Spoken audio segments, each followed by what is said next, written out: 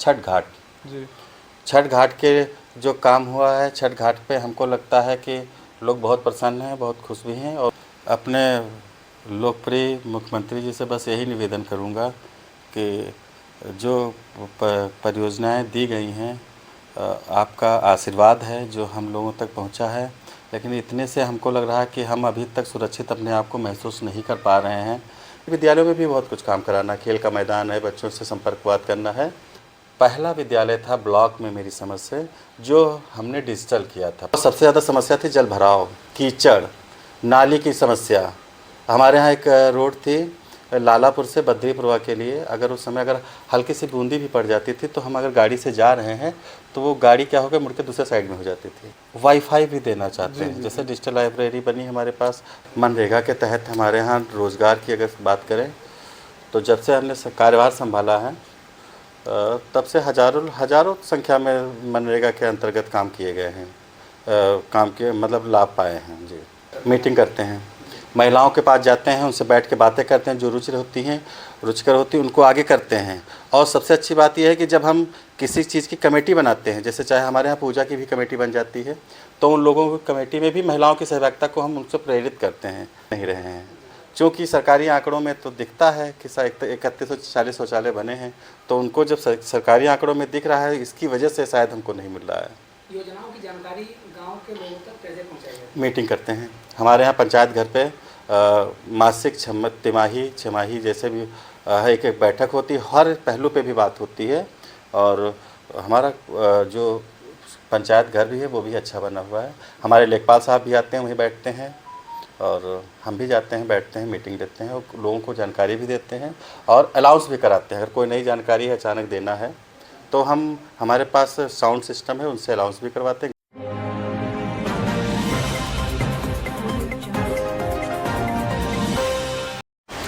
नमस्कार, आप देख रहे हैं निष्पक्ष धारा और लखीमपुर खीरी दस्तक। मैं हूं आपके साथ मनसाराम चौहान।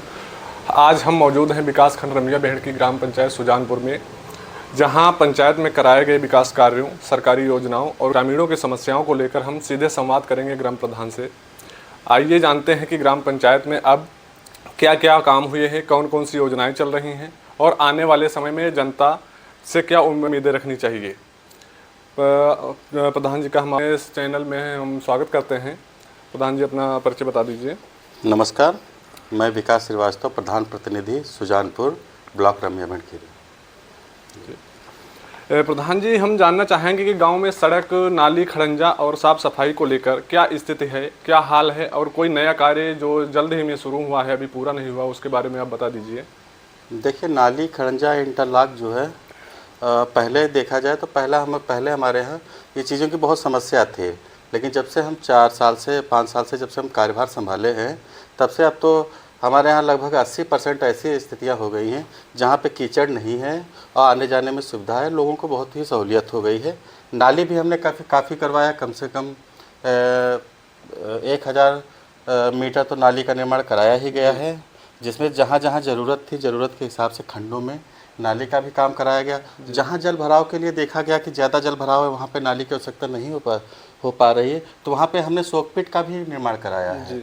और साफ़ सफाई को लेके देखा जाए तो जहाँ पे जानवर थे वहाँ पे हमने कंपोस्ट गड्ढे बनवा दिए हैं, और वर्मी कंपोस्ट का भी काम हो रहा है हमारे यहाँ। कुछ काश्तकार हमारे यहाँ ग्रामीण हैं जो कंपोस्ट खाद बनाते भी हैं, अपने खेत में यूज भी करते हैं, और अधिक हो जाती तो उसका बिक्री भी करते हैं। जी प्रधान जी, ग्रामीणों की सबसे बड़ी समस्या क्या है और उसके समाधान के लिए पंचायत स्तर पर आपने क्या क्या प्रयास किए जा रहे हैं लगातार?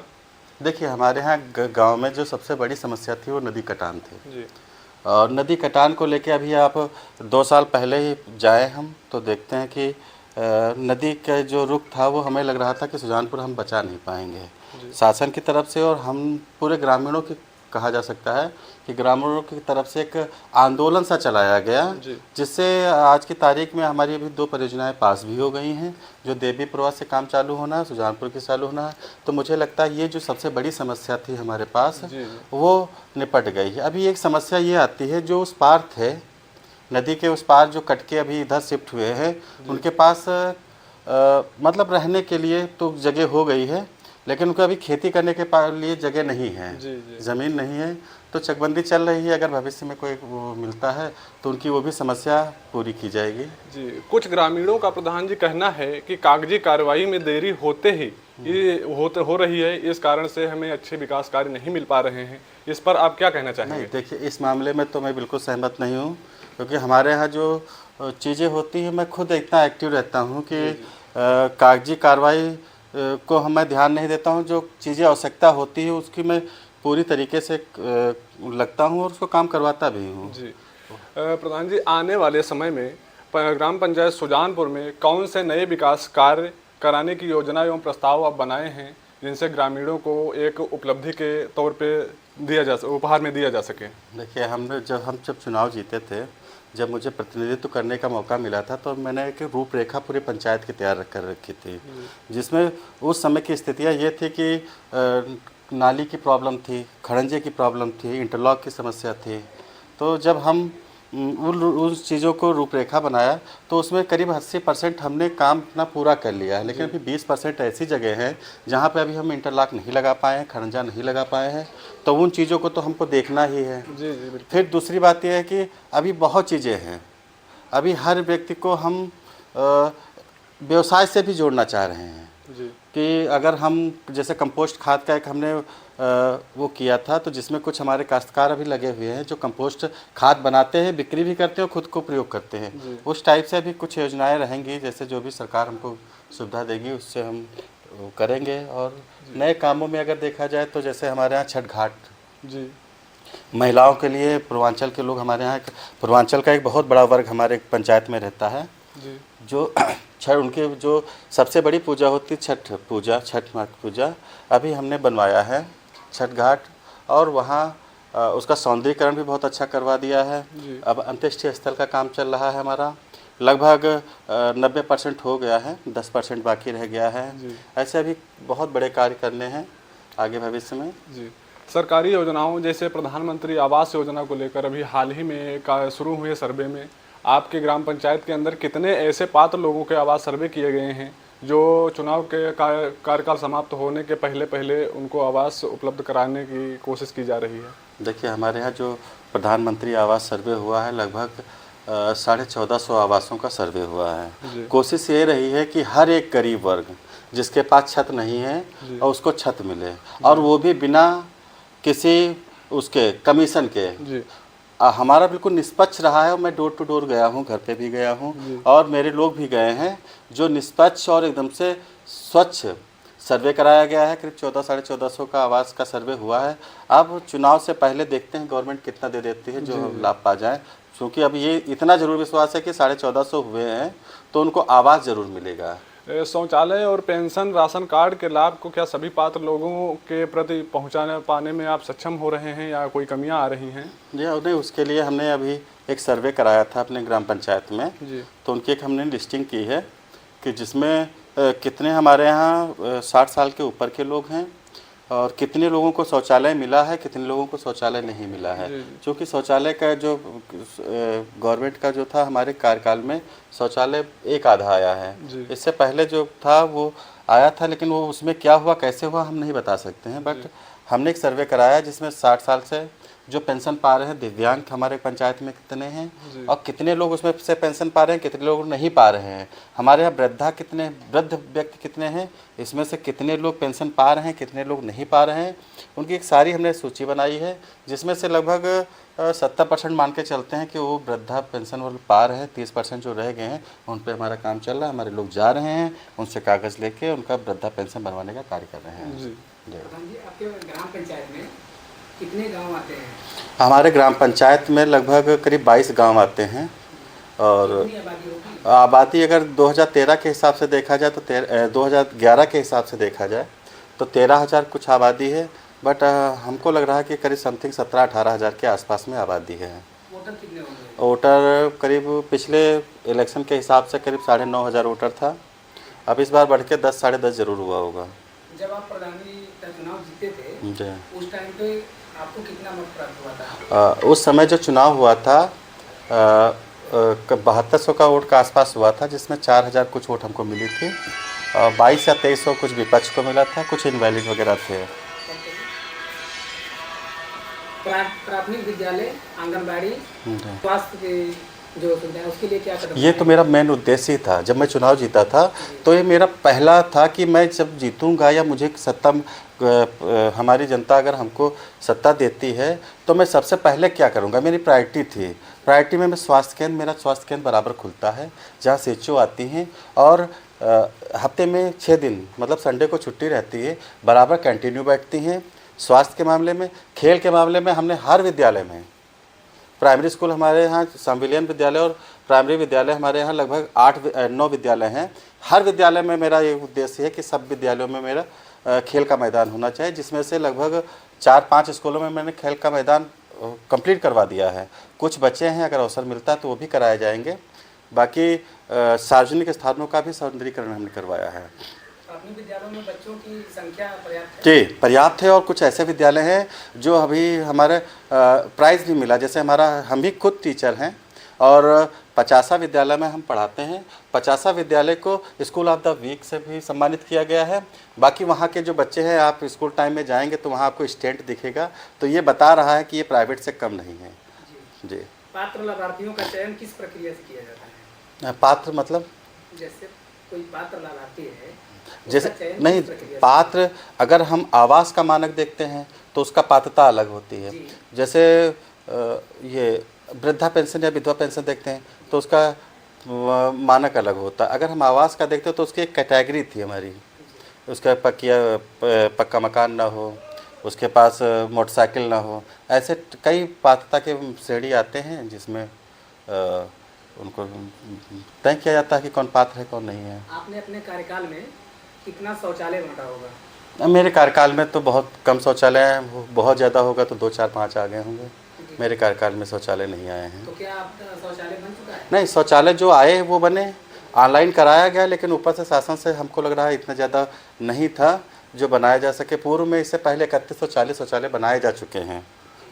अब वो 3140 शौचालय जो हैं वो हमारे पंचायत में दिख नहीं रहे हैं, क्योंकि सरकारी आंकड़ों में तो दिखता है कि 3140 शौचालय बने हैं, तो उनको जब सरकारी आंकड़ों में दिख रहा है, इसकी वजह से शायद हमको नहीं मिल रहा है। योजनाओं की जानकारी गांव के लोगों तक कैसे पहुंचाई जाती है? मीटिंग करते हैं हमारे यहाँ पंचायत घर पे, मासिक, तिमाही, छमाही जैसे भी एक बैठक होती है, हर पहलू पे भी बात होती है। और हमारा जो पंचायत घर भी है वो भी अच्छा बना हुआ है। हमारे लेखपाल साहब भी आते हैं, वहीं बैठते हैं, और हम भी जाते हैं, बैठते हैं, मीटिंग देते हैं और लोगों को जानकारी भी देते हैं और अलाउंस भी कराते हैं। अगर कोई नई जानकारी है अचानक देना है तो हमारे पास साउंड सिस्टम है, उनसे अलाउंस भी करवाते हैं। गांव-गांव पे जाके भ्रमण करके वो बोल के भी आते हैं। मनरेगा के तहत आपने कितने लोगों को रोजगार दिया होगा? मनरेगा के तहत हमारे यहाँ रोज़गार की अगर बात करें तो जब से हमने कार्यभार संभाला है तब से हज़ारों संख्या में मनरेगा के अंतर्गत काम किए गए हैं, काम के मतलब लाभ पाए हैं। जी। महिलाओं की भागीदारी के लिए आपने क्या करा? मीटिंग करते हैं, महिलाओं के पास जाते हैं, उनसे बैठ के बातें करते हैं, जो रुचिकर होती है उनको आगे करते हैं। और सबसे अच्छी बात यह है कि जब हम किसी चीज़ की कमेटी बनाते हैं, जैसे चाहे हमारे यहाँ पूजा की भी कमेटी बन जाती है, तो उन लोगों की कमेटी में भी महिलाओं की सहभागिता को हम उनसे प्रेरित करते हैं कि अगर महिलाओं की सहभागिता होगी तो हमारे कदम से कदम मिला के वो आगे चलेंगे। जब आप प्रधानी जीते थे उस टाइम पे सबसे बड़ी समस्या जो आपको लग रही थी, क्या उसे आप दूर करने? हाँ, करीब 80% दूर हुआ है। और सबसे ज़्यादा समस्या थी जल भराव, कीचड़, नाली की समस्या। हमारे यहाँ एक रोड थी लालापुर से बद्रीपुरवा के लिए, अगर उस समय अगर हल्की सी बूंदी भी पड़ जाती थी तो हम अगर गाड़ी से जा रहे हैं तो वो गाड़ी क्या हो गया, मुड़ के दूसरे साइड में हो जाती थी, मतलब इधर स्लिप करता था। आज उन सब चीज़ों से हमने निजात पाया है और ऐसी सी जगहों पे हमने काम कराया है जहाँ पे मतलब 12 महीना मतलब घर का भी पानी आता था तो 12 महीने कीचड़ होता था, वो चीज़ें ख़त्म हुई हैं। अभी चुनाव आने वाला है हाल ही में, तो आगे के लिए आपका मैनिफेस्टो क्या है? जी, आगे के लिए हमारे लिए जो चीज़ें बची हैं, जैसे अभी कुछ जगह नाली रोड खड़ंजा भी बचा हुआ है, उसको तो पूरा कराएंगे। अभी विद्यालयों में भी बहुत कुछ काम कराना, खेल का मैदान है, बच्चों से संपर्क बात करना है जी। और प्रधान जी, अभी जल जीवन मिशन योजना के अंतर्गत गांव में पाइपलाइन का कार्य करवाया गया था, जिसके कारण गांव के रास्तों में बहुत ज़्यादा टूटे फूटे रास्ते पड़े हुए हैं, उनकी मरम्मत भी कहीं कहीं की जा रही है, कहीं कहीं नहीं की जा रही है, तो वो समस्या के समाधान के लिए आप क्या कहना चाहेंगे? देखिए, उसके लिए हमने कई बार ब्लॉक पे भी सूचना दी है, जिला स्तर पे भी सूचना दी, और जो ठेकेदार काम करा रहे थे उनसे व्यक्तिगत हमने फ़ोन किया है, उनसे बताया भी है, लेकिन उनकी तरफ से पहल नहीं हुई। जहाँ ज़्यादा समस्या हो गई है, ज़्यादा गड्ढे हो गए हैं, हादसा होने के चांसेस रहे हैं, वहाँ पे मैं खुद अपने आप से काम कराया हूँ, लेकिन वो जो ठेकेदार थे उन्होंने नहीं सुना। 2021 से लेकर अब तक आपके कार्यकाल में ऐसे कौन से महत्वपूर्ण कार्य हुए हैं जिनसे आपके पंचायत की जनता बहुत ज़्यादा बेहद खुश नज़र आ रही है? जैसे हमारे गांव की एक मेन रोड से नाली की व्यवस्था थी, जो अगर बारिश हो जाती थी तो मेन रोड पे पानी भर जाता था, वो ख़त्म हुआ। दूसरा, एक लालापुर से बद्रीपुरवा के लिए अहिरनपुरवा तक की जो डामर रोड लगी है, वो एक महत्वपूर्ण है, जिससे आने जाने में बहुत सहूलियत हुई। तीसरा, छठ घाट के जो काम हुआ है, छठ घाट पे हमको लगता है कि लोग बहुत प्रसन्न हैं, बहुत खुश भी हैं, और उनको अच्छा भी लगता है। कभी कभी मॉर्निंग वॉक है या शाम को वॉक करने के बहाने भी वो जाइए, अपना टहलिए, बैठिए। दूसरा है स्कूलों पे जो काम किया है हमने, स्कूलों की बाउंड्री वॉल करना, सारी विद्यालयों में टाइलीकरण कराना, और पहला विद्यालय था ब्लॉक में मेरी समझ से जो हमने डिजिटल किया था। 50वां विद्यालय जो था वो पहला विद्यालय था जो मैंने डिजिटल किया था। उसके बाद तो अब कई विद्यालय हो गए हैं, बट वो पहला विद्यालय था। दूसरा, अंत्येष्टि स्थल का काम हो रहा है। ये चीज़ें हम मानते हैं कि हमारे लिए तो बड़ी उपलब्धियां हैं, पंचायत के लिए भी बड़ी हैं। प्रधान जी, हर कहीं कहीं देखने को मिल रहा है कि पंचायत के अंदर महिला प्रशिक्षण केंद्र बनाया जा रहा है। क्या आपके पंचायत में कुछ ऐसे प्रस्ताव उच्च अधिकारियों को दिए गए हैं कि महिला प्रशिक्षण केंद्र बनाया जाए, या ऐसे कोई प्रयास लगातार किए जा रहे हैं? महिला प्रशिक्षण केंद्र के लिए तो बात चली है, प्रस्ताव भी हुआ है। दूसरा, ये एक प्रस्ताव हुआ है डिजिटल लाइब्रेरी के लिए भी, और डिजिटल लाइब्रेरी का भी हुआ है। दूसरा, हम ये सोच रहे थे कि कुछ एरियाज़ में हम अपने जैसे वाईफाई भी देना चाहते हैं। जैसे डिजिटल लाइब्रेरी बनी हमारे पास, तो जो हमारे स्कूल के ऐसे बच्चे जो हैं जो लखीमपुर या बड़े शहरों में नहीं जाकर तैयारी कर पाते हैं, उनको सुविधा यहाँ दें, और विद इंटरनेट के साथ में दें। तो ऐसा हमारी एक थीम है। आगे अगर मौका मिलेगा तो भी पूरा करेंगे। बिल्कुल जी। पंचायत का वार्षिक बजट कितना होता है? वार्षिक बजट लगभग 80 से 90 लाख के आसपास में होता है जी। तो क्या सभी पैसे आराम से काम? बिल्कुल, एक एक पैसे का हिसाब है, और एक एक चीज़ का है, और सारी चीज़ें बाकायदा सेट होती है। हमारा एक प्लान होता है, एक साल पहले हम लोग बैठते हैं, और इस बार का बजट कितना आने वाला है या एक अनुमानता लगाया जाता है, और फिर उसकी एक रूपरेखा हम जरूर तैयार करते हैं कि आज इस बार हमको इतना काम कराना है। अगर हमारे ग्राम नृत्य से अगर पूरा होता है तो ठीक है, नहीं तो फिर ब्लॉक स्तर से, क्षेत्र पंचायत से, जिला पंचायत से कोशिश करते हैं, विधायक जी से भी कह के, विधायक जी से भी, तो उसको पूरा कराएं। एक हमारा लक्ष्य होता है कि एक साल में मुझे इतना काम कराना है, तो मैं अपना 101% ये देता हूँ कि वो अपना लक्ष्य पूरा करूँ जी।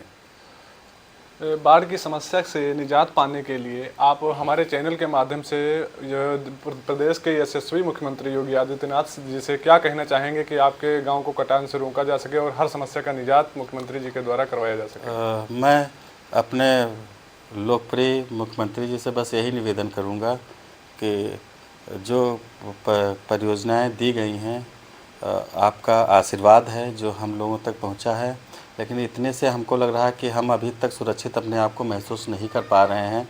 अगर कोई ठोस परियोजना जैसे बोल्डर है या पत्थरों वाली कोई परियोजना बन जाती है, तो हम लोग पूरी तरीके से सुरक्षित अपने आप को महसूस करेंगे जी। अंत में आप अपने गांव के, अपने पंचायत के जनता को क्या संदेश देना चाहेंगे? मैं अपने जनता से यही कहूँगा कि हमें जो आपने जिम्मेदारी दी थी, वो मैंने पूरी ईमानदारी के साथ में और आप लोगों के सहयोग से कोशिश की है कि पूरा 101% दें, काम करें। अगर कहीं भविष्य में अगर कहीं 10 काम हुए हों, अगर एक काम कहीं गलती हुई हो तो उससे लिए माफ़ी भी चाहता हूँ। लक्ष्य हमारा बहुत बड़ा है। कई लोग आपको भटकाने वाले मिलेंगे, कहेंगे कि ऐसे होना था या वैसे होना था। देखना आपको है, तय आपको करना, क्योंकि भविष्य गाँव का आपके हाथ में है, तय आपको करना है। और मैं पूरी ईमानदारी के साथ में कह रहा हूँ कि मैं पूरी ईमानदारी के साथ में ही आपके साथ रहा हूँ। कोई बात छिपा के नहीं काम किया गया है, ना कोई चीज़ दबा के किया गया, और पूरा मेरा समर्थन भी उन्हीं लोगों के साथ में है जो असहाय हैं, गरीब हैं, बेसहारा हैं, मैं उनके साथ में खड़ा रहता हूँ और खड़ा रहूँगा। बाकी आप लोगों का निर्णय रहेगा, वो सर्वमान्य रहेगा। तो ये थे ग्राम पंचायत सुजानपुर के ग्राम प्रधान के विचार। विकास कार्यों की हकीकत जानने के लिए जुड़े रहिए हमारे निष्पक्ष धारा और लखीमपुर खीरी दस्तक के साथ। मैं हूं आपके साथ मनसाराम चौहान।